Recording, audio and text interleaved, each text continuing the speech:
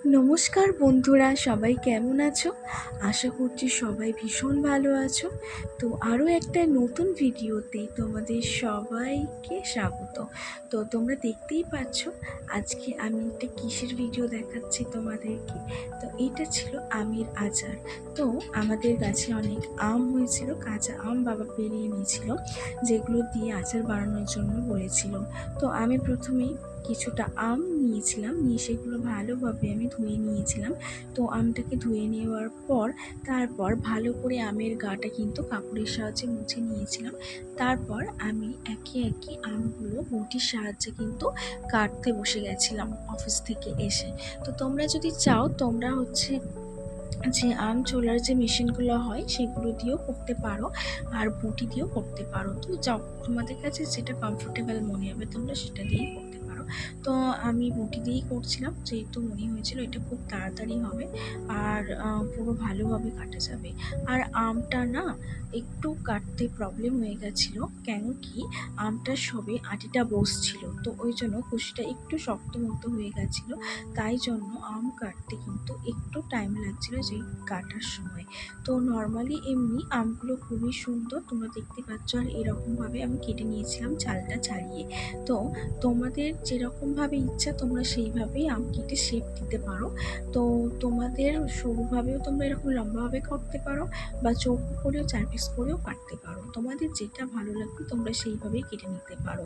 তো তোমাদেরকে বলেছিলাম যে আমের খোসাটা ছাড়ানোর পর আটিটা কাটতে একটু বেশি কষ্ট হচ্ছিল। তো তোমরা দেখো ভালো করে যে কতটা পরিমাণে এটা কাটতে প্রবলেম হচ্ছিল। তো আমার মায়ের তো আমটা কাটতে গিয়ে একদিন হাতেই কেটে গেছিলো। তো এটা খুবই সাবধানে তোমরা বটির সাহায্যে যদি কেটে থাকো, তো কারণ একটু অসাবধানতার বশতে কিন্তু হাত কেটে যেতে পারে। তো সেই জন্যই বলছি, তো তোমরা যদি ছুরির সাহায্যে কাটো সেটাও খুবই ভালো। তো এইভাবেই আমি পিস পিস করে আমগুলোকে কেটে নিয়েছিলাম। কেটে নিয়ে কিন্তু আমি নুন জলের মধ্যে আমগুলোকে ডুবিয়ে রেখেছিলাম। তো পুরোপুরিভাবে নুন জলের মধ্যে আমগুলো কেটে আমি কিন্তু পুরোপুরি ওখানে ডুবিয়ে রাখার পর তারপর ছেঁকে কিন্তু আমগুলোকে একটা ফুটো গামলির মধ্যে, একটা স্ট্রেনারের মধ্যে কিন্তু আমি এটাকে তুলে নিয়েছিলাম আমের জলগুলোকে ঝারিয়ে নেওয়ার জন্য।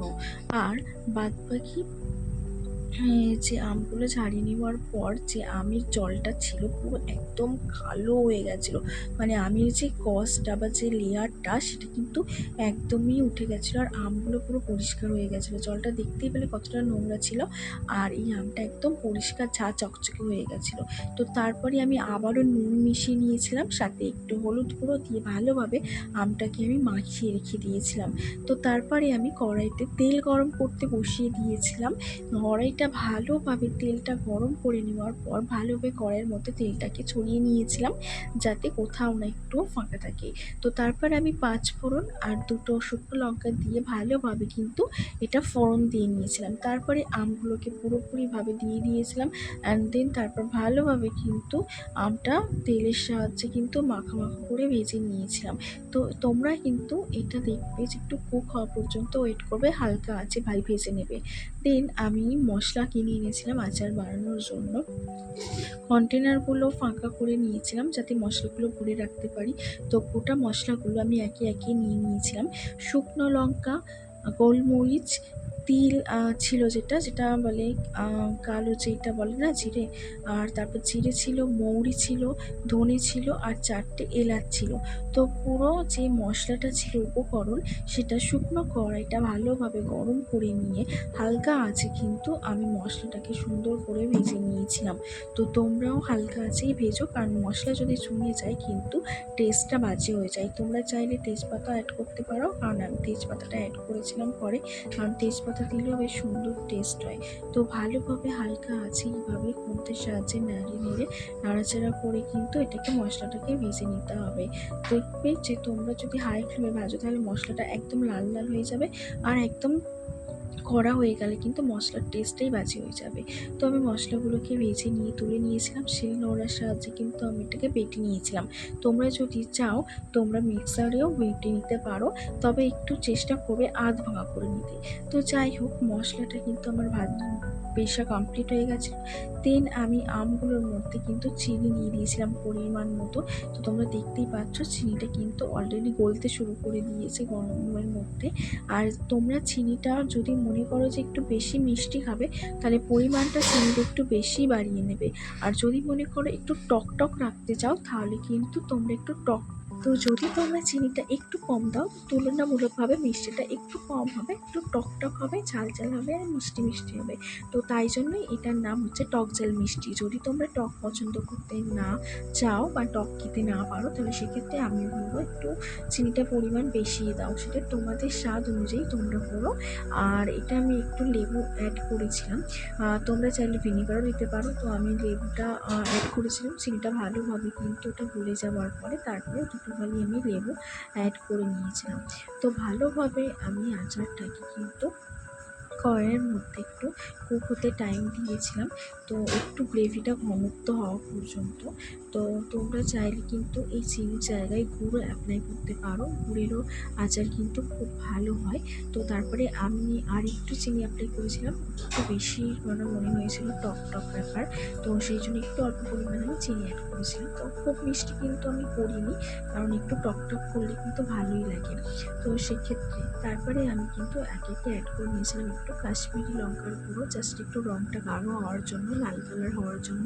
তারপর যে ভেজে রাখা মশলাটা রেখেছিলাম আধ ভাঙা, সমস্ত কিছু উপকরণ দিয়ে সেইটা আমি দিয়ে দিয়েছিলাম পরিমাণ মতো, যাতে আচারের গন্ধ আর স্বাদ দুটোই কিন্তু খুব সুন্দরভাবে মাত্রা বৃদ্ধি পায়। তো তোমরা দেখতে পাচ্ছ এই আচারের মশলাটা কিন্তু আচারের একটা মেন উপকরণ, যে মশলা ছাড়া কিন্তু আচারের এই সুগন্ধ বা টেস্ট কিন্তু কখনোই হয় না বা আসে না। তো তোমাদের মশলা বানানোর উপকরণটা দেখিয়ে দিয়েছি, তো তোমরা দেখে নিয়েছো। তো তোমরাও যদি এইভাবে আচারটা তৈরি করো বাড়িতে, এরকম সুন্দর কিন্তু সুস্বাদু তৈরি হবে। তো পুরো ভিডিওটা দেখার জন্য তোমাদের অসংখ্য ধন্যবাদ। আর আমার আচারের কালারটা ঠিক এরকম এসেছিল শেষ পর্যায়ে, সেটা তোমাদের সাথে আমি শেয়ার করলাম। একদম কিন্তু খুব গ্রেভিও ছিল না, মানে ঝোল টাইপেরও ছিল না, আর খুব মাখো মাখো ছিল না, মোটামুটি একটা আমি মিশ্রণ তৈরি করেছিলাম। দেন তারপর সব শেষে আমি দিয়ে দিয়েছিলাম ভিনিগার 1 চামচ পরিমাণ, যাতে আচারটা সংরক্ষণ করতে অনেকটা টাইম ধরে আমি রাখতে পারি। তো তোমরা এর পরিবর্তে লেবুও দিতে পারো, আমি এই ক্ষেত্রে দুটোই অ্যাপ্লাই করেছি। তো তোমরা তোমাদের কাছে যেটা থাকবে তোমরা সেটাই দিতে পারো, ঠিক আছে। তো যেহেতু এটা হচ্ছে অনেক দীর্ঘমেয়াদী প্রসেস অনুযায়ী, তো আমি সেই জন্যই বলবো তোমরা একটু ভিনেগার অ্যাপ্লাই করতে পারো, তাহলে আচারটা অনেক দিন ধরে তোমরা সংরক্ষণ করে রাখতে পারবে। আর কেমন হয়েছে আমার এই বাড়িতে বানানো আচারটা তোমরা জানিও অবশ্যই। আর তোমরাও চাইলেও এরকম বানিয়ে নিতে পারো। আর বানিয়ে নেওয়ার পর অবশ্যই একটু ঠান্ডা করে নিয়ে কাচের বয়ামের মধ্যে তোমরা সেটাকে কিন্তু ভরে রেখে দিতে পারো, আর সেটা তোমরা সারা বছর ধরে কিন্তু খেতে পারো। আমের স্বাদটা সারা বছর ধরেই তোমরা কিন্তু টেস্টটা নিতে পারো। তো তোমাদের এই ভিডিওটা শেয়ার করলাম আমার হাতে বানানো এই আচারটা, তোমরা যদি চাও তোমরাও বানাতে পারো। আর তোমাদের যদি ভিডিওটা দেখে ভালো লেগে থাকে, তোমরা অবশ্যই একটা লাইক আর কমেন্ট করতে ভুলো না। আর পুরো ভিডিওটা দেখার জন্য তোমাদের অসংখ্য ধন্যবাদ। সবাই ভীষণ ভালো থাকুন, সুস্থ থাকুন। আরও নতুন ভিডিও দেখতে আমাকে অনেক ভালোবাসা দিন। আর আমিও চাইবো তোমাদেরকে আরও নতুন নতুন ভিডিও শেয়ার করার জন্য।